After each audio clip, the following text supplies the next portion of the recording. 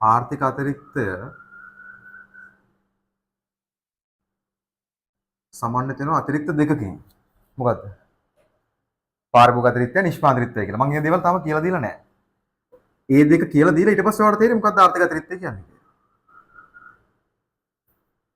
පාරිභෝගික අතිරික්තය සහ නිෂ්පාදන අතිරික්තය. මොකද ඔය සංකල්ප දෙක ගොඩක් වැදගත් ඔයාලට බදු සහනාධාර අවුල් මිල උපරිම මිල හරියට තේරුම් ගන්න. මොකද මේ පාඩමේ තියෙන ඒ ටිකනේ. පාඩම වැදගත් වෙන්නේ මොකද? මේ පාඩමෙන් ඔයාලට තනි ප්‍රශ්නයක් එනවා. සෙකන්ඩ් පාර්ට් එකේ. සහ මේක තමයි මම හිතන්නේ ටිකක් ලේසියෙන්ම ගොඩ දා ගන්න පුළුවන් ප්‍රශ්නේ. මොකද ගණන් හදන පාර්ට් එකක් තියෙන නිසා. ඒ ගණන් හදන ප්‍රශ්න ටිකත් අමාරු නෑ. දැන් දන්නවද සෙකන්ඩ් පාර්ට් එකේ ප්‍රශ්න කීයක් එනවද ඔක්කොම? සෙකන්ඩ් පේපර් එකේ ප්‍රශ්න 10ක් තියෙනවා. 10න් වා කීයක්ද කරන්න ඕන? 5යි කරන්න ඕන. එතකොට මේක බෙදෙන්නේ අයන්නෙන් 5යි, අයන්න කියන කොටසෙන් 5යි, ආයන්නෙන් 5යි. ඔය තියෙන්නේ. ගොඩාක් දුරට ළමයි මෙතනින් 5න් 3 කරනවා. මෙතනින් 5න් 2ක් තමයි ගන්න. එතන මේ එනකොට වල පළවෙනි පාඩම ඉවරයි. එතන පළවෙනි පාඩමෙන් පළවෙනි ප්‍රශ්නේ එනවා. පළවෙනි පාඩේ මොනවද තිබුණේ? ආර්ථික හැඳින්වීම, ආර්ථික පද්ධති තව නිෂ්පාදනය කියන්නේ මම ඔය ටිකනේ. එතකොට දෙවෙනි ප්‍රශ්නේත් ඉවරයි අපි. දෙවෙනි පාඩමත් ඉවර කළා. ඒකේ මොනවද තිබුණේ? ඉල්ලුම සැපීම නම්‍යතාවය කොටස් ටික. මේක තමයි තුන්වෙනි ප්‍රශ්නේ එන්නේ. රයිට්. එතකොට මේකේ තියෙනවා බදු, සහනාධාර, අවුම් මිල, උපරිම මිල. තනි ප්‍රශ්නයක් එනවා. සහ ගොඩාක් ළමයි මම හිතන 90%ක් මේ ප්‍රශ්නේ කරනවා කියන එක. හේතුව ටිකක් නිශ්චිතයි ප්‍රශ්න. ලකුණු ටික ඒ නිසා ගන්න පුළුවන්. අර ගණන් හදන පාඩ එක ටිකක් මේක ලේසි. හතරවෙනි ප්‍රශ්නේ ගොඩක් ළමයි අතාරින්න බලනවා සමහර වෙලාවට. ඒ ගුරුවරයාගේ හැකියාවක් තමයි ඉතින් මගෙන් ඉගෙන ගන්න ළමයි ගොඩාක් දුරට මේ ප්‍රශ්නේ කරනවා. ඒක හොඳට උගන්වන නිසා. පස්වෙනි ප්‍රශ්නේත් සමහර වෙලාවට අතාරින්න බලනවා මේක පාඩම් දෙකකින් එන්නේ. ජාතික ගිණුම් කරන්නේ සාර්වාර්ථිකය කියලා. ඒතර දැන් අපි මේ ඉගෙන ගන්න ටියුට් එකෙන් ওই ටියුට් එක විතරයි තියෙන්නේ. ආයෙ වෙන ටියුට් එකක් නෑ ওই පාඩමට. ඒකෙන් තනි ප්‍රශ්නයක් එනවා සහ ඔයාලා ඒක අනිවාර්යයෙන්ම කරයි ඒ ලෙවල් වලට. අනිවාර්යයෙන් මේ ප්‍රශ්නේ කරයි කියලා මම හිතනවා. ඒ නිසා මේ පාඩම වැදගත්. සහ MCQ 5ක් විතර එනවා. එතකොට මේ කරන කොටස් ටික ඒ ප්‍රශ්න ටික හරියට අල්ලගන්න. ඒ ගණනය කිරීම කර ටික හරියට ගන්න අතිශය වැදගත්.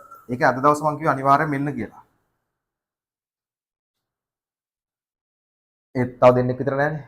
කරන්න දෙයක් නෑ ඉතින්. මොකද අද වගේ දවසක් මිස් කරගන්නවා කියන්නේ හරි අපරාධයි. මොකද මේ වාට මේ දැනුම තිබ්බේ නැත්නම් අර ඉස්සරහ වැඩ ටික කරගෙන යන්න අමාරුයි. හරි. සරලවම කිව්වොත් පාරිභෝගික අතිරික්තය කියන්නේ පාරිභෝගිකගේ වාසිය. නිෂ්පාදිතය කියන්නේ නිෂ්පාදකගේ වාසිය. දැන් මුලින්ම මේ කොටස තමයි යන්නේ. පාරිභෝගික අතිරික්තය. පාරිභෝගිකයාගේ වාසිය. පාරිභෝගිකයාගේ වාසිය.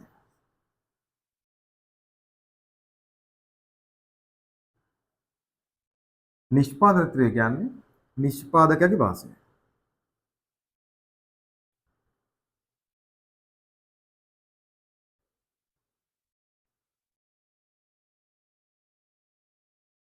ඒකට භාණ්ඩ හා සේවා මිලදී ගැනීමද කියලා හිතන්නකෝ.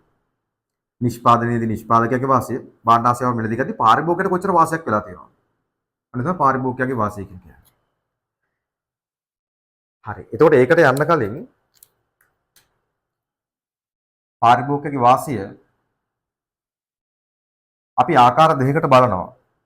එකම දේ ආකාර දෙකකට බලනවා. ඊට කලින් මම මෙන්න මේ ප්‍රශ්න ටිකට මට උත්තර දෙන්න. මේ දේවල් ඉගෙනගෙන තියෙනවා.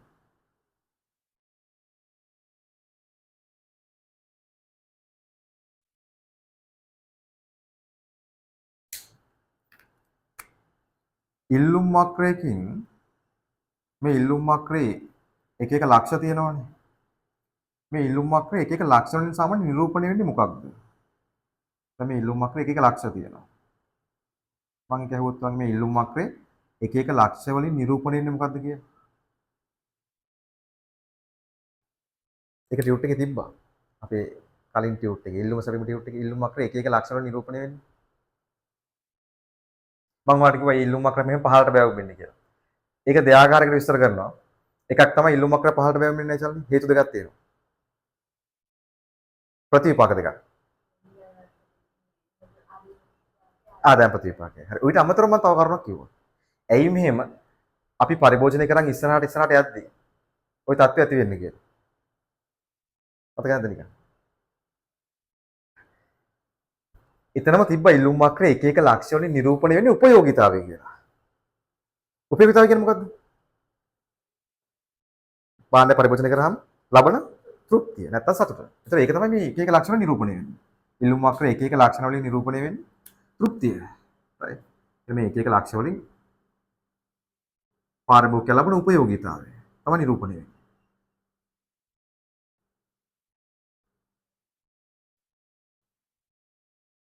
right. ඒතර අපි කිව්වා දැන් මේ හිතන්න මේ පළවෙනි ඒකකයේ මේ දෙවෙනි ඒකකයේ තුන්වෙනි ඒකකයේ ඔය විදිහට මේ ඒකක කියලා. එතකොට මුල් ඒකකවල උපයෝගීතාවය ගත්තොත් අපි පරිභෝජනය කරන මුල් ඒකකවල උපයෝගීතාවය මොකක්ද? වැඩිද අඩුයිද? සාමාන්‍ය මුල් ඒකකවල උපයෝගීතාවය වැඩි. යන්න යන මොකද වෙන්නේ? උපයෝගීතාවය ටික ටික අඩු වෙනවා. රයිට්. අර මම වලට උදාහරණයක් කිව්වේ. අර අපි නිකන් හිතන්නකෝ මම අර ඉස්සර වෙඩින් එකකට ගියාම කන විදිය වලට එක්සැම්පල් එකකට ගත්තා. අර බත් එක කොත ගහලා බෙදා ගන්නවනේ පොඩි කාලේ. රයිට්. ඊට පස්සේ දැන් ඕක බෙදාගත්ත පස්සේ අම්මලත් එක්ක ඒ ටේබල් එකේ වාඩි වුණාට පස්සේ කන්නත් ඕනනේ. රයිට්. පළවෙනි කට දෙකක්දී තෘප්තිය තියෙනවා. හැබැයි බත් එකේ මගක් විතර කද්දී ටිකක් එපා වෙනවා. හැබැයි ඊට පස්සේ ඔක නොකා අයින් කරන්නත් බෑනේ. නේ? මොකද අම්මා අනිවාර්යෙන් බලාගෙන ඉන්නවනේ. දැන් මෙහෙම බලනවා. දැන් අම්මා මෙහෙම කරලා රවල බලනවා. ඒ සම්මාදියා බලන හැම කරලා. රයිට්. අර ඒ වගේ තමයි අර මැද හරිය බත් කට දෙක තුන කාගෙන යද්දී අපිට තේරෙන තෘප්තිය ටික ටික අඩු වෙනවා කියලා. අන්තිම හරියට කද්දී අපිට නිකන් රෙන තෘප්තියක් එන්නේ. අර අම්මා බයින හින්දා මේකට කෑවා. රයිට්. ඒ නිසා ඔහොම ඒ දේ සාමාන්‍යයෙන් ඕනම දෙයකට එහෙමයි. අපි මුල් ඒකකවල ලොකු තෘප්තියක් තියෙනවා. උපයෝගීතාවයක් තියෙනවා. හැබැයි ඔයා පරිභෝජනය කරන් ඉදිරියට යන්න අමතරයකින් ලැබෙන තෘප්තිය ටික ටික අඩු වෙනවා. රයිට්. මම කරේ දන්සලකට ගිහලා පළවෙනි අයිස්ක්‍රීම් එක කනවා. නිකන් නෙදින් දෙවෙනි එක තුන්වෙනි එක හතරවෙනි එක කොහොමම කනවා. පහක් විතර කනවා. දැන් හොඳම ඇති මට්ටමට ඇවිල්ලා. හයවෙනි එක ගියාම ටික සමහරවිට වමනට වගෙත් එනවා. අර රින වෙන පැත්තකට එන්නත් පුළුවන්. හරි. එතකොට ආර්ථික විද්‍යාවේ තියරියක් තියෙනවා. අපි සාමාන්‍යයෙන් උපයෝගීතාවයට සමාන මිලක් තමයි ගෙවන්නේ. පාරිභෝගිකයා ගෙවන්නේ හැම වෙලෙම එයාට ලැබෙන තෘප්තියට සමාන මිලක්. ඒකයි මුල් ඒකකවලදී එයා මොන වගේ මිලක් ගෙවන්න කැමතිද?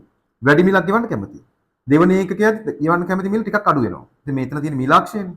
මෙතන තියෙන ප්‍රමාණාක්ෂය. තුන්වෙනි ඒකකයේදී තව චුට්ටක් අඩුයි. ගෙවන්න කැමති මිල. හේතුව ඇයි?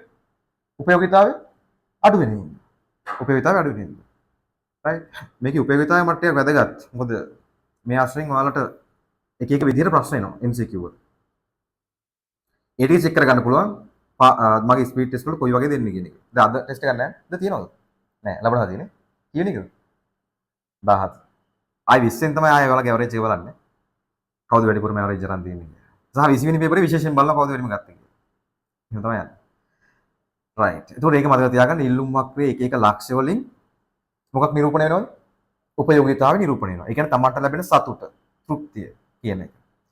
ඒකින්ද තමයි මෙයාලා මුල් ඒකකවලදී වැඩි මිලක් ගෙවන්න කැමති වැඩි තෘප්තියක් ලැබෙන නිසා. ආර්ථික විද්‍යාව එහෙම තමයි සාමාන්‍ය පාරිභෝගිකයෙක්. එයාගේ තෘප්තියට සමාන මිලක් තමයි එයා ගෙවන්න කැමති. අපි කියන්නේ තාර්කික පාරිභෝගික කියන්නේ. වැඩිපුර තෘප්තියක් ලැබෙන මුල් ඒකකවල වැඩි මිලක් ගෙවන්න කැමති. ඒතර අපිට මෙහෙම කියන්නත් පුළුවන් මේ ඉල්ලුම් වක්‍රයේ එක එක ලක්ෂණ නිරූපණය වෙනවා. මේ පාරිභෝගිකයා ගෙවීමට කැමති මිල ගණන්. පාරිභෝගිකයා ගෙවීමට කැමති මිල ගණන් නිරූපණය වෙනවා. ඒ ඒකක වලට. දැන් පළවෙනි එකේට සමහර රුපියල් 95යි. දෙවෙනි එකට 90යි. තුනට 80යි. ඔය විදිහට දෙනවා. නේ අපිට ලැබෙන තෘප්තියට නේ අපි ගෙවන්නේ. කොහොමයි තාර්කික පාරිභෝගිකයෙක්. තාර්කික පාරිභෝගික හැම වෙලේම මොකක් කරන්න උත්සාහ කරනවද? තමන්ගේ තෘප්තිය උපරිම කරගන්න. රයිට්. අර මම කිව්වේ රෙදි කඩේකට ගිහලා දවසවල එක්සැම්පල් එකකට ගත්තා. රෙදි කඩේකට ගිහලා මම ටී-ෂර්ට් එක ගන්නවා. හරිද? හැබැයි මම ගන්නේ මට කැමති මේක. රයිට්. සමහරට රෙදි කඩේ අපිට ඇඳුම් තෝරලා දෙන ගෑල්ලම ඉන්න පුළුවන්. රයිට්. ඒක ලස්සන නම් කෙනෙක් කියලා කියනවා. ඔයාට සර් මේක හොඳටම මැච් වෙනවා. ඔයා මේක ගන්න කියලා. හැබැයි ඒක මට සැටිස්ද? මට සැටිස් නෑ. හැබැයි නංගි එහෙම කිව්වනේ. එහෙම කියපු නිසා මම ඒක ගන්නවා. එතන මම තාර්කික පාරිභෝගික කියන්නේ නෑ. මොකද මම මගේ තෘප්තිය උපරිම කරාද? නෑ. මම කාගේ තෘප්තිය උපරිම කරේ. ඒ නංගිගේ තෘප්තිය තමයි උපරිම කරේ. රයිට්. එහෙනම් ආර්ථික විද්‍යාව හිතා ගන්න. පාරිභෝගිකයෙක් තර්කානුකූල පාරිභෝගිකයෙක් වෙන්න නම් එයාගේ තෘප්තිය උපරිම කරගන්න කැමති විදිහට තමයි එයා හැසිරෙන්නේ. ඒ නිසා සාමාන්‍යයෙන් භාණ්ඩයක් ගද්දි එයා ලැබෙන තෘප්තියට තමයි ගෙවන්නේ. උපයෝගිතාවට සමාන මිලක් තමයි ගෙවන්නේ. ඒ නිසා ඉල්ලුම් වක්‍ර එක එක ලක්ෂ වලින් එයාගේ උපයෝගිතාවය පේනවා. ඉතින් ඒකින්ද අපිට කියන්න පුළුවන් ඉතින් උපයෝගිතාවට සමාන මිලක් එයා ගෙවන නිසා එයා ගෙවීමට කැමති මිල ගණනුත් මේ ඉල්ලුම් වක්‍රයෙන් පේනවා. මොකද උපයෝගිතාවට සමාන මිලක් ගෙවන්නේ. වැඩි උපයෝගිතාවක් ලැබෙනවා වැඩි මිලක් ගෙවන්න කැමතියි. හරි. ඊට පස්සේ දැන් වෙළඳපොලේ දැන් මෙතන තියෙනවානේ එක එක මිල ගණන් තියෙනවා. එක එක ප්‍රමාණවලට එක එක මිල ගණන් දීලා තියෙනවා. එතකොට දැන් මේ එක එක මිල ගණන් වලට ඇත්තටම වෙළඳපොලේ භාණ්ඩ විකිනනවද? එක එක මිල ගණන් වලට. දැන් මොන හරි එක භාණ්ඩයක් අපි ගමුකෝ. දැන් මේක භාණ්ඩයකට අදාළ ඉල්ලුම් වක්‍රනේ මේ තියෙන්නේ. ඒතර මෙතන තියෙන මේ එක එක මිල ගණන් වලට අදාළ විවිධ ප්‍රමාණ දැන් ඉල්ලුම් වක්‍රවල ඔයාලට මතකයිනේ මෙතන P සහ Q D දුන්නාට පස්සේ ඉල්ලුම් ලේඛනයේ පෙන්නනවා. රයිට්. මිල රුපියල් 0ෙදී සමහරට 1000ක් විතර ගන්න කැමතියි. මිල රුපියල් 10ෙදී මිල වැඩි වෙන්න මතසක මොකද වෙන්නේ ඉල්ලන ප්‍රමාණය? වැඩි වෙනවද අඩු වෙනවද? මිල වැඩි වෙන්න ඉල්ලන ප්‍රමාණය අඩු වෙනවා. අපි හිතමු 800යි කියලා. මිල රුපියල් 20ෙදී 600යි 30ෙදී 400යි කොහොමද තියෙන්නේ?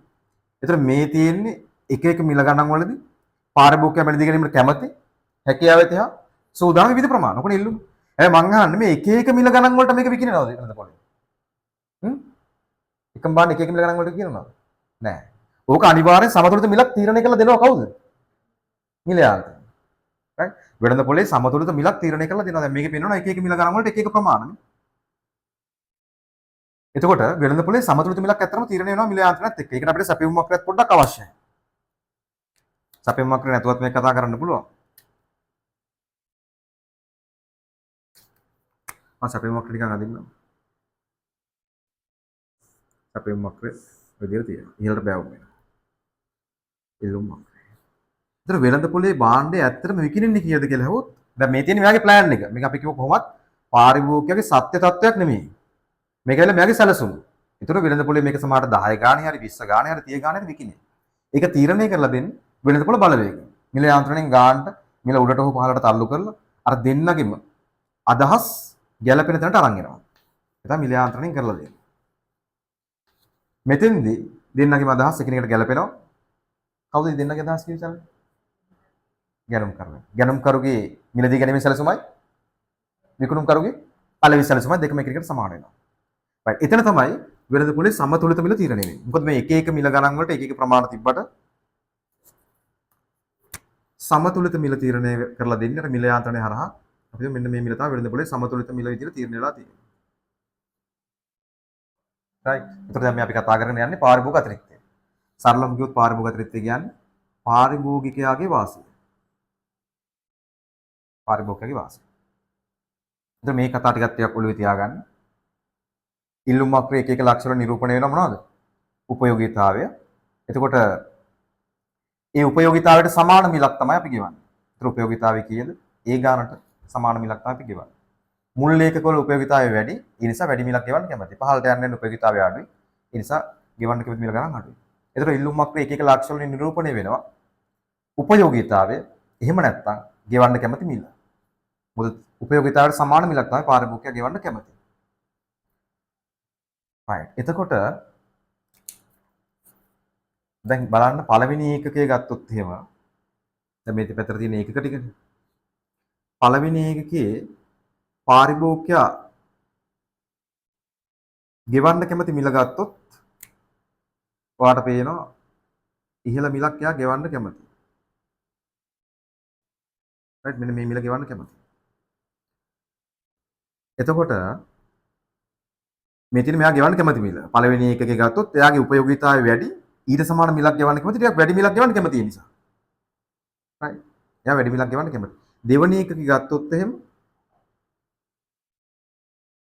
මේ තියෙන ගෙවන්න කැමති මිල. උපයෝගීතාවය ටිකක් අඩුයි. ඒ නිසා පළවෙනි එකට වඩා පොඩ්ඩක් අඩුවෙන් ගෙවන්න කැමති. right. ওই විදිහට අපිට බලන්න පුළුවන් එයා ගෙවන්න කැමති මිල ගණන. හතරවෙනි එකේ එයා ගෙවන්න කැමති මිල. ඔය විදිහට ගෙවන්න කැමති මිල ගණන් ටික පේනවා ඉල්ලුම් වක්‍ර එක එක ලක්ෂවලින්. right. එතකොට එයා ඇත්තටම ගෙවන මිල කීයද? ඒක කොහොමද හොයාගන්නේ? දැන් මෙතන දැම්මොත් මේ තියෙන එක එක මිල ගණන්. එතන මේ බිත්තර කියලා අපි හිතමු බිත්තර කරන රුපියල් 50ට තියෙනලා තියෙනවා. මිල වෙළඳ පොලේ. මේකේ තියෙනවා එක එක මිල ගණන්. නේ පළවෙනි එකේ 90ක් වුණත් ගෙවන්න කැමති ඊට පස්සේ 80යි 70යි ඔය විදිහට. දැන් පළවෙනි එකට 90ක් ගෙවන්න කැමති. හැබැයි ඇත්තටම එයා ගෙවන්නේ කීයද? ඇත්තටම ගෙවන්නේ කීයද මොකද? 50යි ගෙවන්නේ. රයිට්. මොකද වෙළඳ පොලේ එක එක මිල ගණන් වලට විකිරෙන්නේ නැහැනේ. වෙළඳ පොලේ යම්කිසි සත්‍ය මිලක් තීරණය වෙනවා. එතකොට පාරිභෝගිකයාගේ වාසිය කියන්නේ අන්න ඒක. එයා ඇත්තටම ගෙවන්න කැමති මිල 90ක් විතර තියෙනවා.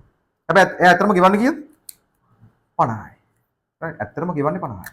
අන්න පාරිභෝගිකයාගේ වාසිය. මොකද එයා කැමැත්තෙන් හිටියට වඩා අඩුවෙන් ගෙවන්නේ. පාරිභෝගිකයාගේ වාසිය. හරිද? බලන්න දෙවෙනි එක ගත්තාම දෙවෙනි එකට 80ක් විතර ගෙවන්න කැමතියි. හැබැයි ඇත්තටම ගෙවන්නේ කීයද? දෙවෙනි එකට ඇත්තටම ගෙවන්නේ 50යි. මොකද ඒ එකම ගානට දැන් හිතන්න ඔයා කඩේට යනවා බිත්තරයක් ගන්න. ඒතර ඔයාට ආය කරන ගාන රුපියල් 50යි. ඊට පස්සේ ඔයාගේ අම්මා කඩේට යනවා බිත්තරයක් ගන්න. එයාට 60ක් 70ක් ආය කරනවද? නෑ. එකම ගානනේ. නේ එකම ගානට තමයි වෙළඳපොලේ බාණ්ඩ විකිරෙන්නේ. බිස්කට් පැකට් එකක් වුණත් එහෙමයි. නේ? ඕනම භාණ්ඩයක් විකිනෙන එකම ගානට. හැබැයි මුල් ඒකකවල අපි මේ ප්‍රායෝගික තත්ත්වය ගත්තාම වැඩිපුර මිලක් ගෙවන්න කැමති පාරිභෝගිකයා. හැබැයි ඇත්තටම එයාට ගෙවන්න තියෙන්නේ 50. රයිට්. තුන්වෙනි එක ගත්තාම 70ක් ගෙවන්න කැමති. ඇත්තටම එයා ගෙවන්නේ කීයද? 50. ওই විදිහට අපිට පාරිභෝගිකයා වෙළඳ පොලේ මිලදී ගන්න ප්‍රමාණය දක්වා එයාගේ වාසිය එකතු කරගන්න පුළුවන්. මෙන්න මෙතෙන්ට එනකම්. right. ගෙවන්න කැමති මිල සහ සත්‍ය වශයෙන් ගෙවන මිල. ගෙවන්න කැමති මිල සත්‍ය වශයෙන් ගෙවන මිල. ඕකට තමයි පාරිභෝගිකයේ වාසිය කියන්නේ. ඒක සරලයින් තේරෙනවනේ. එයා ගෙවන්න කැමති මිලයි එයා සත්‍ය වශයෙන් ගෙවන මිලයි. ගෙවන්න කැමති මිලයි සත්‍ය වශයෙන් ගෙවන මිල අතර වෙනස. ගෙවන්න කැමති මිල සත්‍ය වශයෙන් ගෙවන මිල. ඒකට තමයි පාරිභෝගිකයේ වාසිය කියන්නේ.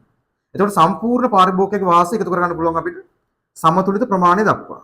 මෙතන තියෙන සමතුලිත ප්‍රමාණය. ඉතින් පාරිභෝගික ත්‍රිත්වවාදී මතක තියාගන්න. පාරිභෝගිකයා මේ ඉල්ලුම් මක්කෙන් පේන්නේ මොකද්ද? ගෙවන්න කැමති මිල. සහ මේ 50 කියලා කිව්වේ මොකද්ද? ඇත්තටම ගෙවන මිල. ඒතර ගෙවන්න කැමති මිලයි ඇත්තටම ගෙවන මිලයි අතර වෙනස තමයි යාගේ වාසිය. ඒක එකතු කරගෙන යනකොට කොතෙන්ද ගන්න?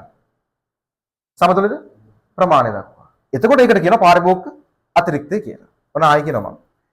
පාරිභෝගිකයා ගෙවීමට කැමති මිලත්. ගෙවීමට කැමති මිල ගණන් මත්සංග මොකෙන්ද පේන්නේ?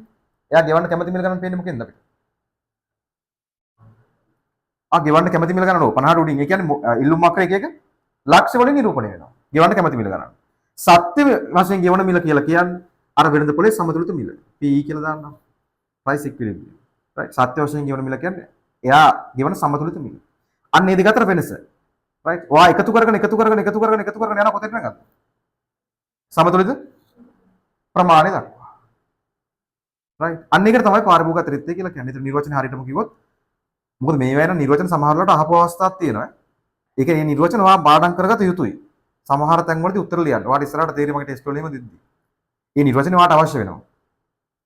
පාරිභෝගිකයා ගෙවීමට කැමති මිලත් සත්‍ය වශයෙන් ගෙවන මිලත් අතර වෙනස. ඔයා එකතු කරගෙන යනවා. ඒ කියන්නේ සමුච්චනය කරන්න ඕනේ කොතෙන්ද ගන්න? සමතුලිත ප්‍රමාණය දක්වා. අනිත් සමතුලිත ප්‍රමාණය දක්වා එකතු කරාම ලැබෙන අගයට කියනවා පාරිභෝගික අතිරික්තය කියලා. එතකොට මේ හැඩය මොන වගේ හැඩයක්ද? මත්සංක. ඒ හැඩය අපි යාගේ වාසිය එකතු කරනවා. එතකොට ආට පේනවනේ කොළ පාටින් ඒ කොටස අඳුරු වුණා. මොන වගේ හැඩයක්ද එතන තියෙන්නේ? ත්‍රිකෝණාකාර හැඩයක්. ඒතර ඔන්න ඔය ත්‍රිකෝණීය වර්ගඵලය හොයන එක තමයි ඔයාලට තියෙන්නේ. පාරිභෝගික අතිරික්තය හොයනවා කියන්නේ. ඕක ඔය උඩ ඉහළ ත්‍රිකෝණය අපිට ක්‍රම දෙකකට එක හොයන්න පුළුවන්. අපි දැන් මේක ලේසියෙන් හොයමුකෝ මෙතන තියෙන විදිහට. ත්‍රිකෝණීය වර්ගඵලය. මෙන්න මේ ඉහළ අපි අඳුරු කරපු ත්‍රිකෝණීය වර්ගඵලය තමයි ගන්න තියෙන්නේ. හැබැයි දෙආකාරයටම හොයන විදිය වැදගත්. මොකද එක එක කෙටි ප්‍රශ්න වල එක එක විදිහට තමයි උත්තර දෙන්නේ.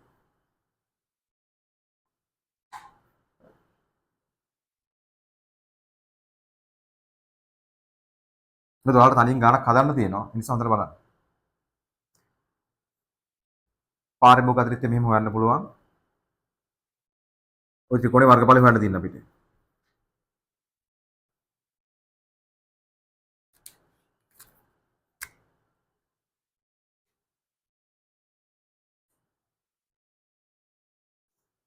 මේ කොටස් ටික හරියට අඳුරගත්තා නම් පුළුවන්. මෙන්න මෙතන මොකද්ද මෙතන මොකද්ද සහ මෙන්න මෙතන මොකද්ද.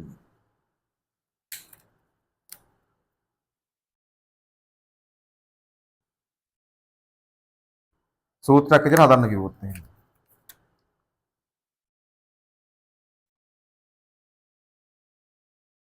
පාරිභෝගික අතිරික්ත. ඔයා සාමාන්‍ය ත්‍රිකෝණයක වර්ගඵලය හොයන සූත්‍රය දන්නවා. right ත්‍රිකෝණයක වර්ගඵලය හොයන සූත්‍රය දන්නවා. භාගය වැඩි කරනවා ආධාරක වැඩි කරනවා ලම්බ උසෙන්. කොහොමද අපි ත්‍රිකෝණයක වර්ගඵලය හොයන්නේ? භාගය වැඩි කරනවා ආධාරක වැඩි කරනවා ලම්බ උසෙන්. එතකොට ඒ කියන්නේ ඔයා මෙන්න මේ පද දෙක ගන්න. මෙන්න මෙතන පදයයි. මෙන්න මෙතන උසයි කීයද කියලා. right මේ උස මේ උසෙන් වැඩි කරලා දෙකකින් බෙදනවා කියන එක තමයි තියෙන්නේ. පාරිභෝගික අතිරික්ත හොයන්න. එතකොට එහෙම ගන්න පුළුවන් භාගය වැඩි කරනවා. ඔයාට මේක ඕන නම් ආධාරක ඉදිරිය ගන්න පුළුවන්. නැත්නම් මේ පැත්ත ආධාරක ඉදිරිය ගන්න පුළුවන්. කැමති පැත්තක්. මම මේ පැත්ත ගන්නම්. මේ උස මේ උසෙන් වැඩි කරන්න තියෙනවා. එතන මම ඒ උස මුලින්ම ලියලා ඉන්න. ඔයා දන්න සූත්‍රය. වැඩි කරනවා ලම්බ උස.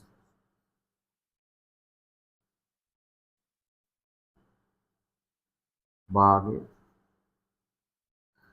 හරි. මේ උස ගත්තොත් එහෙම මේක මාරුණාට කවක ප්‍රශ්නයක් නැහැ. ලම්බ උස ආධාරකයෙන් වැඩි කරත් ආධාරකයෙන් ලම්බ උසෙන් වැඩි කරත් එකයි. නේ 8 6න් වැඩි කරලා දෙකෙන් බෙදුවත් 8 6න් වැඩි කරලා දෙකෙන් බෙදුවත් උත්තරේ කීයද? කීයද? සල්ලින් තමයි වහන්නේ. 6 රකට 48යි. 4. සෑහෙන ළඟට. ඔයා මේක 6න් වැඩි කරලා 6 8න් වැඩි කරලා දෙකෙන් බෙදුවත් එකම උත්තරේ එන්නේ. රයිට් ඒ නිසා ඒක ප්‍රශ්නයක් නැහැ. මං කියන්නේ මෙහෙමයි මැත්ස් අවශ්‍ය නැහැ වාට ලොකුවට ඉක්ෝන් වලට. හැබැයි අර ත්‍රිකෝණික වර්ගඵලය හොයන්න, ත්‍රපීසියමක වර්ගඵලය හොයන්න අන්නේ මට්ටමට පුළුවන් වුණා නේද? ලොකුවට මැත්ස් අවශ්‍ය නැහැ. මොකද වාට මේකේ තියෙන මැත්ස් පාර්ට් එක ගත්තොත් එහෙම ඊට වැඩිය ගොඩක් අමාරුයි ඕලෙවල් මැත්ස් වල මැත්ස් පාර්ට් එක. ඒක ඔයා කොට දාගත්ත කියන්නේ මේක නතින්. රයිට් මේකේ අර තියෙන දේ තමයි සංකල්ප පොඩ්ඩක් අවබෝධ කරගන්න තියෙන්නේ. දැන් මේ ඒරියාස් එක මම එක ටිකක් හිමින් කරන්නේ. මේක හොඳට ඔයාලට ඔලුවට ගියට පස්සේ අනිත් ටික මට යන්න පුළුවන්. ඒක අර දවස් දෙකක් කියලා කිව්වේ. දැන් මේ මෙතඩ් එක ඕන කෙනෙක්ට ලේසින් තේරුම් ගන්න පුළුවන්. හැබැයි මම තව මෙතඩ් එකක් කියලා දෙනවා. මේ මෙතඩ් එක චුට්ටක් අමාරු හිතන්න ඕනේ. මොකද මේ මෙතඩ් එක දන්නේ නැතිවොත් ඔයාලට සමහර MCQ කරන්න බෑ. ලියන ප්‍රශ්න පත්‍රේ හොයාගන්න පුළුවන් ත්‍රිකෝණය. හරි මම මේ උස ගන්නම්කෝ. ඒතර මේ උස ගන්නේ කොහොමද? මෙන්න මෙතන තියෙන උස දැනගන්න ඕනේ. මෙන්න මෙතන මොකද්ද තියෙන්නේ කියලා. සහ මෙන්න මෙතන මොකද්ද තියෙන්නේ කියලා දැනගන්න ඕනේ. හරිද? මෙන්න මෙතන. ඒ කියන්නේ මේ ත්‍රිකෝණේ මෙන්න උඩ කොටස. මෙන්න මෙයා. මේකට නමක් කියනවා. ඒක මම ඔයාලට කිව්වද නැද්ද කියලා මතක නැහැ. මේ ඉල්ලුම් වක්‍රේ ඉහළ කොටසෙන් කැපෙන තැන. මෙතෙන්ටත් නමක් කිව්වා. මෙතන මිල ශූන්‍යයේදී ඉල්ලුම් ප්‍රමාණය. ඒකට මොකද්ද කිව්වේ? මිල ශූන්‍යයේදී අපි ආවේ සමීකරණේ මොන ලෙටර් එකද ආවේ? A කියන එක. මෙතෙන්ට ආවේ. මෙයාට කියන නම තමයි උපරිම ඉල්ලුම් මිල. මෙයාට කියන නම උපරිම ඉල්ලුම් මිල.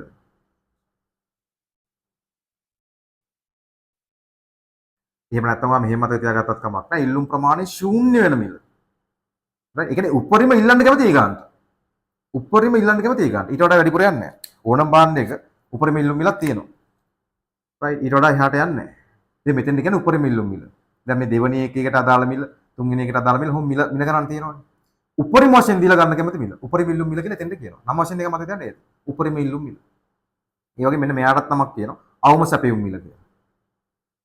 right? අවම වශයෙන් බලාපොරොත්තු වෙන මිල. අවම සැපයුම් මිල. ඒ වගේ තමයි මෙතන පාරිභෝගිකයෙක් වුණත් යම්කිසි භාණ්ඩයක් ඉල්ලන්න කැමති උපරිම මිල. උපරිම ඉල්ලුම් මිල. මෙතන තියෙන්නේ උපරිම ඉල්ලුම් මිල. මෙතන තිබ්බේ මොකද්ද සත්සන්? මේ ත්‍රිකෝණය මෙන්න මෙතන. සමතුලිත මිල. මේ ත්‍රිකෝණය තමයි මෙතන යන්නේ. මේ ත්‍රිකෝණය කියනවා මෙතනින් තිබ්බා. සමතුලිත මිල. සමතුලිත මිල. එතන සමීකරණයක් හදා ගන්නවා. මේ උස ගත්තොත් එහෙම ඔයා කරේ මොකද්ද? මේ උස ගන්න පුළුවන් එතකොට. හිතන්න මෙතන තියෙන්නේ 90යි. right? මෙතන තියෙන සමතුලිත මිල 50යි කියලා. එතකොට ඔයාට කියනවා මෙන්න මේ උස හොයලා දෙන්න කියලා මත් සංග. මේ උස කීයද එතකොට? 40යි. 40 ගත්තේ කොහමද? 90ෙන් 50 අඩු කරලා. ඒ කියන්නේ 90 කිව්වේ මොකද්ද? උපරිම ඉල්ලුම් මිල. 50 කිව්වේ සමතුලිත මිල. එතකොට ඒක ගන්න පුළුවන් උපරිම ඉල්ලුම් මිල සමතුලිත මිල අඩු කරලා. මේ මෙතඩ් එක ඔයාලට ඉස්කෝලේ ලේසියෙන් කියලා දෙයි. අනිත් මෙතඩ් එක චුට්ටක් ඔයා හොඳට අහගෙන ඉන්න ඕනේ. නැත්නම් ඉස්කෝලේ කියලා දෙයි ගොඩක් දුරට ඒත් වලට හරියට තේරෙන එකක් නෑ. උපරිම ඉල්ලුම් මිල තියෙනවා. ඒකෙන් අඩු කරනවා. සමතුලිත මිල. ඔන්න එක පාදයක් හදාගත්තා.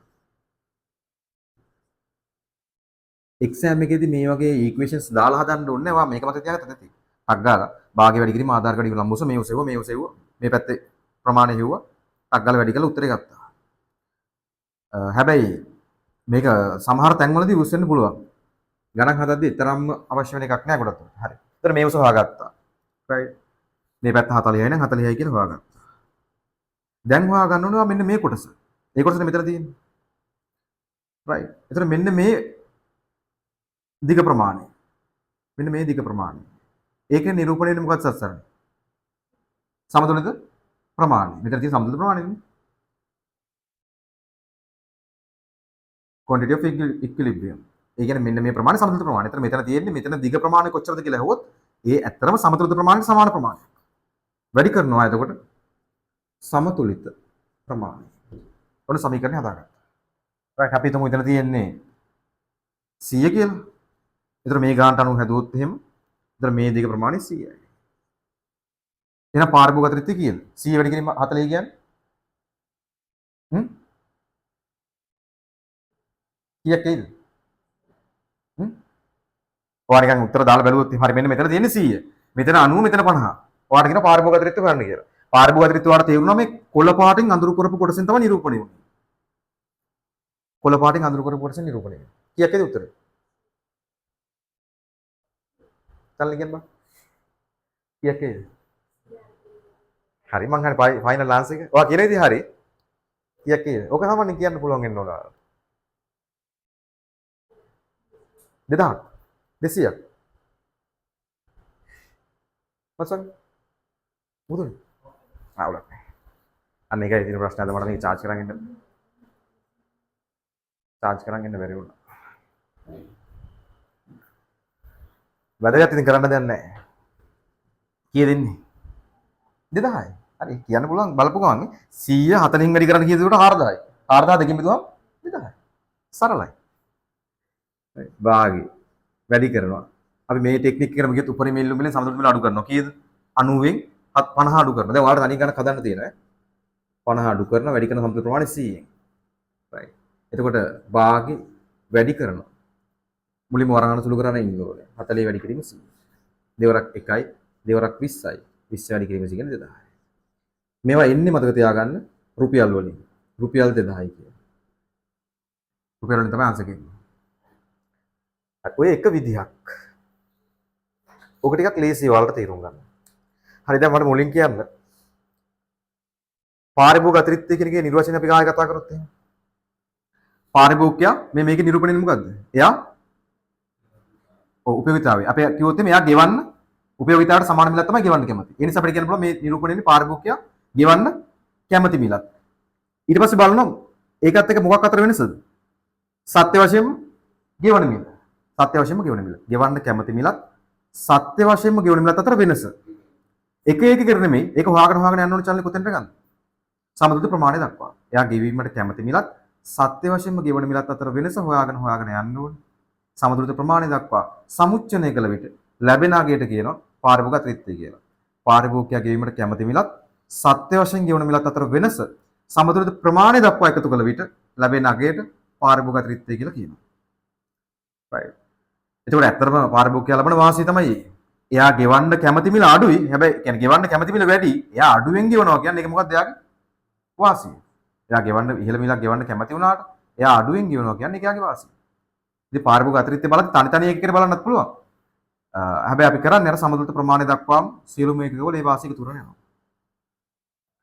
හරි. තව විදිහකට මේක ඔයාලට හොයන්න දෙන්න පුළුවන් විභාගෙදී. දැන් මේ විදිහට පැහැදිලිනේ කොහොමද මේ ත්‍රිකෝණය ගත්තේ කියලා. තව විදිහකට පාරිභෝගික අතිරික්තය හොයන්න කිව්වොත් එහෙම මේක බලන්න මේක ඔයාලට එච්චර පුරුදු නැති එකක්.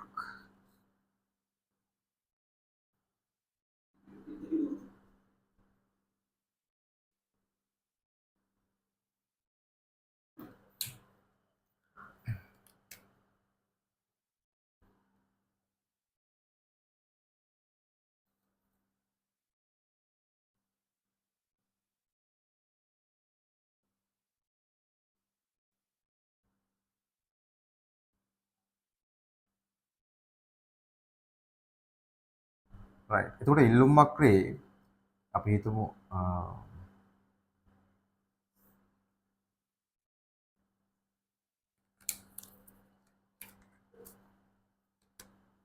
මෙතෙන් තමයි අපි කොහොමද පාරිභෝගික හොයන්නේ. හේතු හුවමාරුන ප්‍රමාණය දක්වා විතරයි හොයන්නේ. පාරිභෝගිකයා වාසිය බලන්න ඕනේ. එයා මිලදී ගන්න බාහන ප්‍රමාණය දක්වා විතරයි. මුළු උපයෝගීතාවය කියලා සංකල්පයක් තියෙනවා. මුළු උපයෝගීතාවය කියලා සංකල්පයක්. අහලත් තියෙනවා අර කලින්.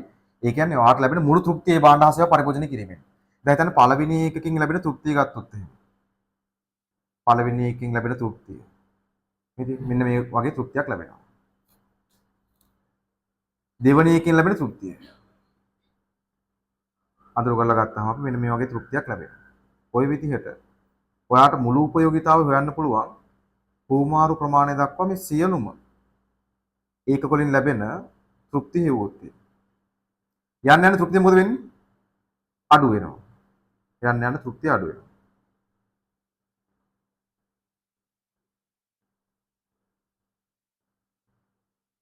right. එතකොට මතක තියාගන්න මුළු උපයෝගීතාවය දැන් මෙතන පළවෙනි එකේ උපයෝගීතාවය, දෙවෙනි එකේ උපයෝගීතාවය, තුන්වෙනි එකේ උපයෝගීතාවය. සමතුලිත ප්‍රමාණය දක්වා මුළු උපයෝගීතාවය හොයන්න කිව්වොත් ඒක මොන වගේ හැඩයකින්ද නිරූපණය වෙන්නේ? ත්‍රපීසියමක්. පැහැදිලිද? මේ තියෙන්නේ පළවෙනි එකේ ලැබෙන තෘප්තිය. දෙවෙනි එකේ ලැබෙන තෘප්තිය. තුන්වෙනි එකේ ලැබෙන තෘප්තිය.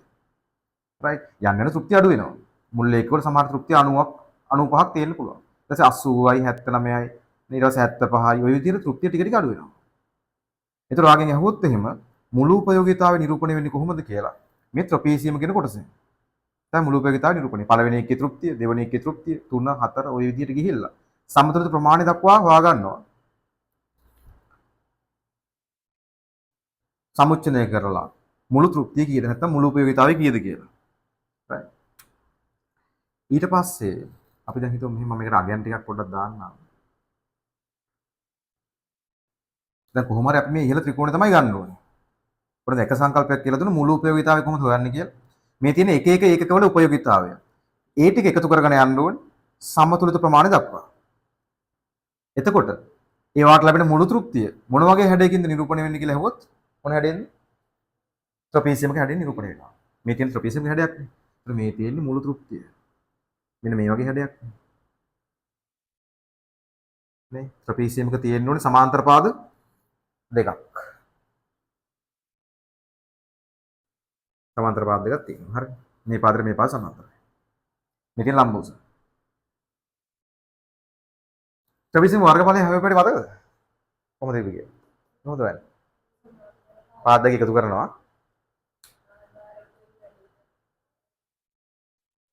ඔව්. ඒක භාගෙන් දෙකෙන් බෙදෙනවා. භාගෙ වැඩි කරනවා සමාන්තර පාද දෙක එකතු වැඩි කරනවා ලම්බෝසෙන්. ආධාරකය කියලා කියන්නත් පුළුවන්. නැත්නම් ලම්බෝස තමයි හරි වචනේ. මේ තියෙන ලම්බෝස. ඒක මේ සමාන්තර පාද දෙක අතර ඕනම දුර ප්‍රමාණයෙන් ගන්න පුළුවන් ලම්බෝස. සමාන්තර පාද දෙකේ වැලියු එක එකතු කරා. right. ඒ කියන්නේ මේ ත්‍රිපිටකයේ වර්ගඵලය වෙන සූත්‍රය. වර්ගඵලය. භාගය වැඩි කරනවා සමාන්තර පාද දෙක එකතුව.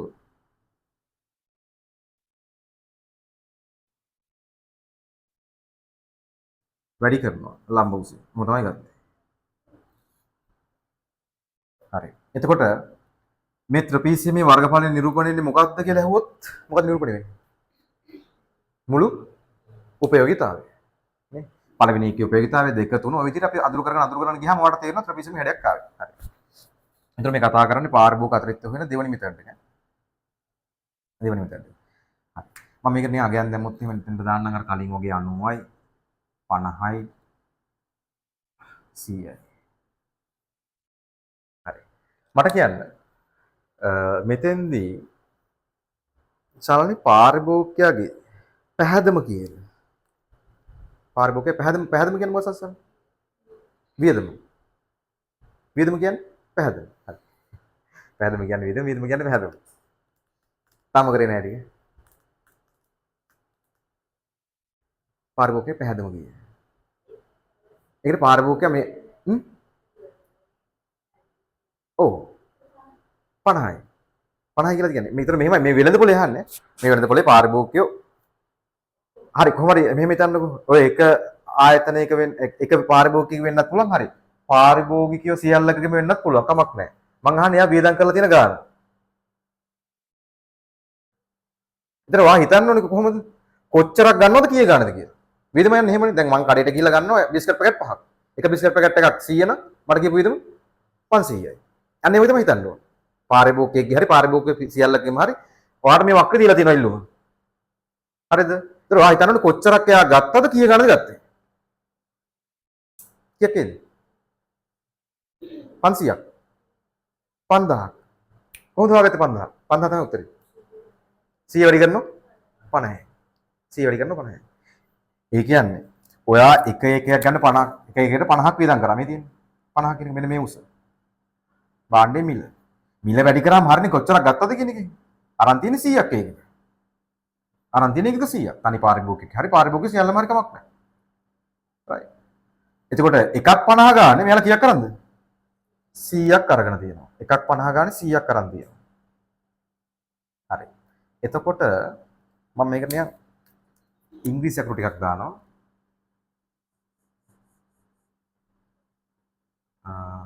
මේ කොටස A මේ කොටස B මේ කොටස C. ඉතින් මේ ත්‍රිකෝණේ මේ කොටස තමයි C කියලා දැම්මේ. එතකොට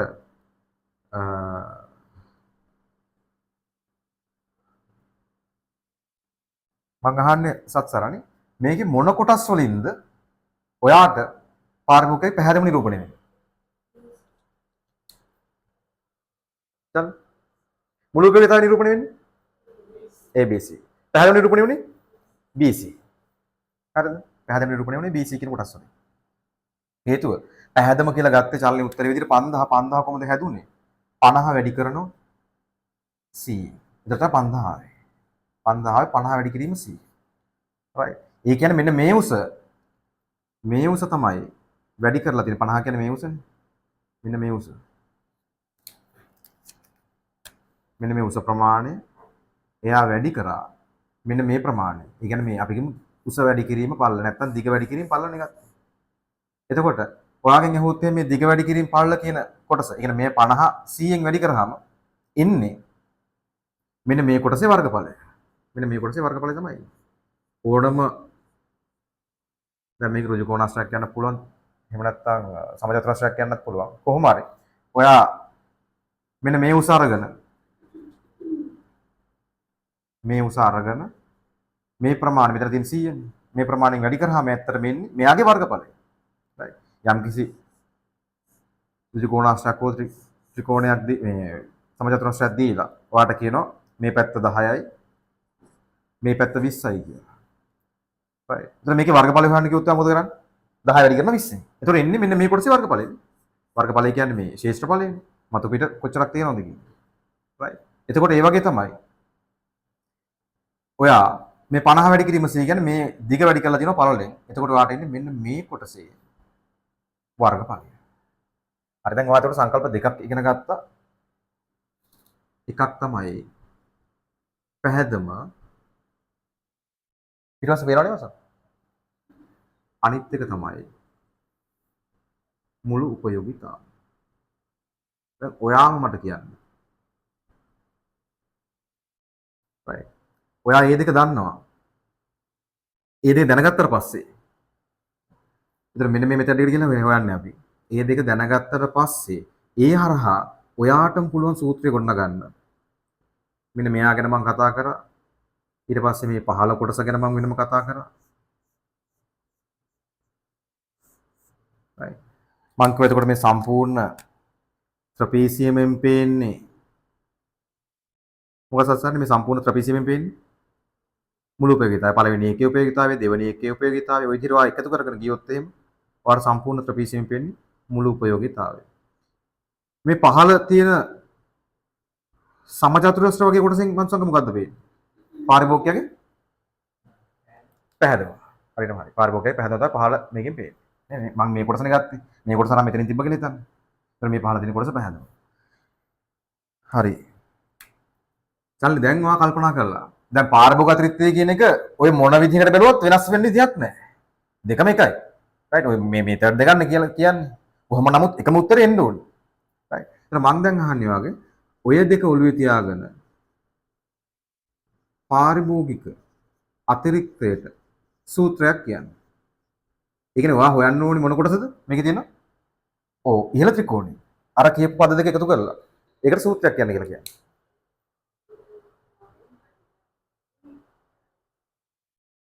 හරිද ඒක? හරි.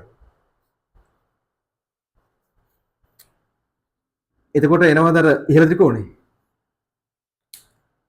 ඔව්. මේ තියෙන්නේ මුළු උපයෝගීතාවය. මේ තියෙන මුළු උපයෝගීතාවයනේ. එක එක්කෙනා ඒ කියන්නේ පාරිභෝගිකයා එක එක භාණ්ඩ වලට ගෙවන්න කැමති ඒ කියන්නේ එක එක භාණ්ඩ වලදී ලැබෙන උපයෝගීතාවයනේ අපි මේක එකතු කරලා ගත්තේ. එතකොට ඒකෙන් හරිනේ මේ පහළ ත්‍රිකෝණාශ්‍රය නැත්තම් මේ පහළ සමුචතුරස්‍රාකාර කොටස අයින් කරාට පස්සේ කියන්නේ මුළු ට්‍රපීසියමෙන් මෙන්න මේ කොටස අයින් කරාට පස්සේ ඔයාට ඉතුරු වෙන්නේ මේ ඉහළ තියෙන ත්‍රිකෝණය. මේ ඉහළ තියෙන ත්‍රිකෝණය තමයි ඉතුරු වෙන්නේ. අන්න ඒ විදිහට හොයන එක තමයි දෙවෙනි මෙතඩ් එක කියලා කියන්නේ. රයිට් හරිනේ. මේ සම්පූර්ණයෙන් පල්ලෙහා කොටස අයින් කරාට පස්සේ ඉතුරු වෙන්නේ මොකක්ද?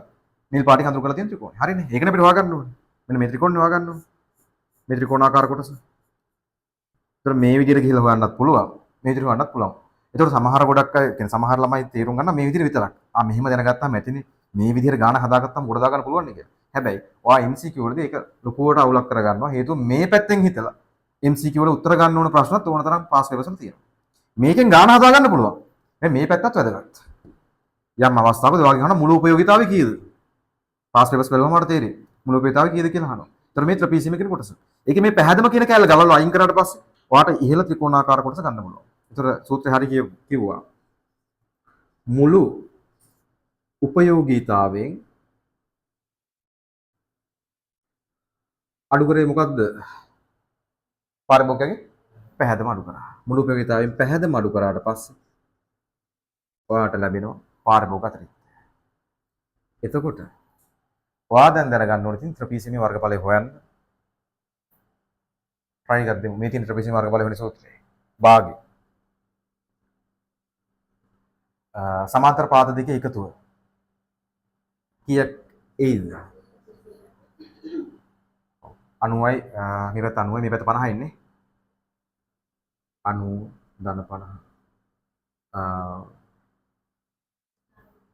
වැඩි කරන්න ඕන ලම්බුස ඉන්නේ. ලම්බුස කීයද? ඒ කියන්නේ ලම්බුස කියන්නේ මේ උසනේ. මේ මොන තරමින් ගන්න පුළුවන් කීයද? 100යි. ඒතර මේ පදේ වාට එහෙම හොයාගන්න පුළුවන් මේ පදේ වැඩි වෙයි කීයද කියලා. මම මේකට ලොකු බ්‍රැකට් එකක් දාන්න මේක වෙනම හෙව්වත් කමක් නැහැ. ඒකෙන් අඩු කරන්න ඕනවා පැහැදිලි.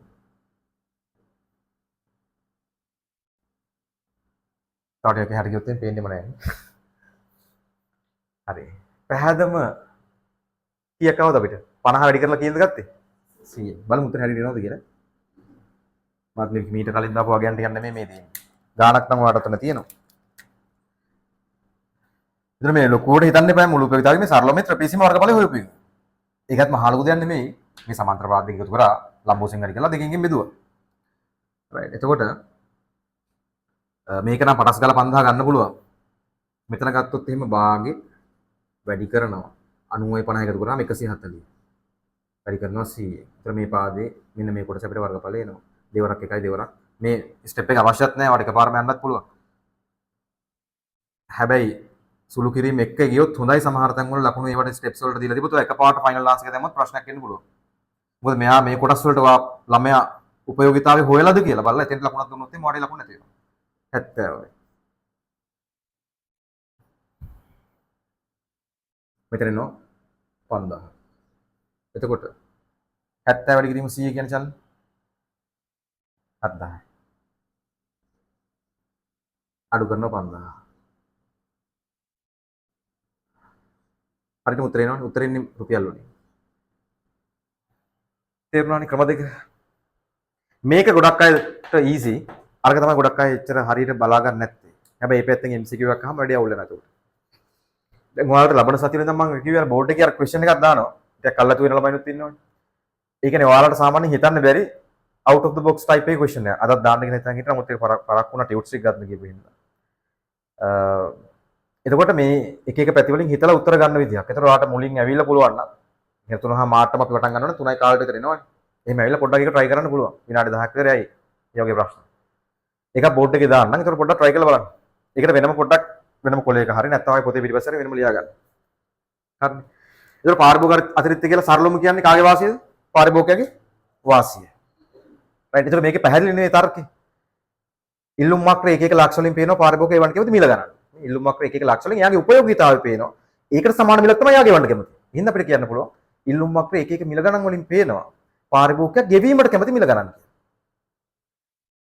එතකොට අපි නිර්වචනට આવොත් එහෙම පාරිභෝගිකයාගේ වාසිය කියලා වට නිර්වචනය කරන්න බෑ විභාගෙදී. මේ නිර්වචනය අවශ්‍යයි. මේ කොහොමද මේ කොළ පාට කොටස ගත්තේ කියන එක. මේ කොළ පාට ඉරක් අපි කොහොමද ගත්තේ? පාරිභෝගිකයා ගෙවීමට කැමති මිලත් මෙතන තිබෙන්නේ මොකද්ද? ඔහු සත්‍ය වශයෙන් ගෙවන මිලත් අතර වෙනස. තමයි පාරිභෝගික අතිරික්තය හරියටම කිව්වොත් ඒ වෙනස එකතු කරන් කොතනද යන්න ඕනේ? සමතුලිත ප්‍රමාණය දක්වා යන්න ඕනේ. අන්න එතකොට ඒ කොටසට තමයි අපි කියන්නේ පාරිභෝගික අතිරික්තය කියලා. අපි ඒක ඇඳලා පාට කරලා බැලුවම ඔයාට මොන වගේ හැඩයක් දායි මොකද? ත්‍රිකෝණයක හැඩයක්. ඊට පස්සේ අපි කරේ ත්‍රිකෝණයේ වර්ගඵලය හෙව්වා. මෙතෙන්ට සාමාන්‍යයෙන් කියන නම තමයි මේ උපරිම ඉල්ලුම් මිල කියන එක. උපරිම ඉල්ලුම් මිල සමතුලිත මිල අතර වෙනස. අරගෙන සමතුලිත ප්‍රමාණයෙන් වැඩි කරලා දෙකකින් වැඩි කරා. ඔයාට ඒ උත්තරය එනවා. ඊට පස්සේ අපි අනිත් මෙතඩ් එකට ගියේ පාරිභෝගික අතිරික්ත වෙන අනිත් විදිහ. ඉතින් ඒවට අවශ්‍ය මුළු උපයෝගීතාවය හොයපු හැටි ඔයාට පැහැදිලි එතකොට. එකකේ උපයෝගීතාවය අපි වෙන එකතු කරගෙන ගියා. ඔයා ගන්න ප්‍රමාණය දක්වා. එතන මොන වගේ හැඩයක්ද ආවචල්නේ? ට්‍රපීසියම් හැඩයක්. ඊට පස්සේ මම කිව්වා පාරිභෝගිකය පැහැදම හොයන්නේ කොහොමද කියලා. පාරිභෝගිකය පැහැදම හොයන සූත්‍රයක් කිව්වොත් එහෙම කොහොමද සසන්නේ කියන්නේ? පැහැදම වෙන්නේ කොහොමද? සමතුලිත මේ වැඩි කරනවා. සමතුලිත ප්‍රමාණය. එයා කීයේ ගානද ගත්තේ? කීයක් ගත්තද? අන්න පැහැදම වෙන්නේ. එතකොට පාරිභෝගික අතිරික්ත මේ විදිහට හොයලා නිර්වචනයක් ගොඩනගා ගත්තා. ඒ කියන්නේ ඉහළ ත්‍රිකෝණයේ නිර්වචනයක් මුළු උපයෝගීතාවයේ සහිත ට්‍රපීසියමින් අයින් කරනවා මොකද්ද? පැහැදම. පැහැදම අයින් කළා දැම්මට පස්සේ ඔයාට පාරිභෝගික අතිරික්ත කියන එක එනවා. හරිද? ටියුට් එකට එන්න. එතකොට මේ අපි කතා කරේ පාරිභෝගිකයාගේ වාසිය. නිෂ්පාදකයාගේ වාසියත් අපි තව විදිහකට කතා කරනවා. ওই දෙකම එකතු කරාම ලැබෙන මොකද්ද? ආර්ථිකයේ සමස්ත වාසිය. සමස්ත අතිරික්ත කියන එක. ඒක වඩා තේරෙන්න තව නිෂ්පාදකයත් අපි කරලා ඉන්න ඕනේ. ආර්ථික අතිරික්තය පහත පරිදි ගණනය කළ හැකි කියලා තියෙනවා. right. මේ සංකල්ප ටික ආයෙ යමු. මුලින් ඉඳන් අපි දැනට පිටු අංකයේ දෙකේ පාරිභෝගික අතිරික්තය ආර්ථික අතිරික්තය පහත පරිදි ගණනය කරන්න පුළුවන් කියලා තියෙනවා. ඒතර මේක ලියා ගන්න. මේ පහළ ටික මුත් ඕනේ නැහැ. ආර්ථික අතිරික්තය සමානයි පාරිභෝගික අතිරික්තය දාන